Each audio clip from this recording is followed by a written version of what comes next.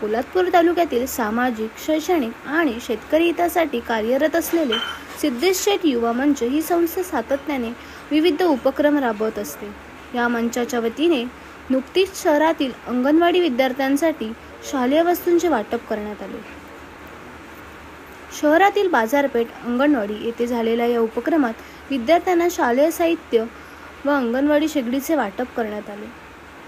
या कार्यक्रमाला सिद्धेश शेठ युवा मंचाचे संस्थापक तथा नगरपंचायत बांधकाम सभापती श्री सिद्धेश संजय शेठ प्रमुख पाहुणे म्हणून उपस्थित होते.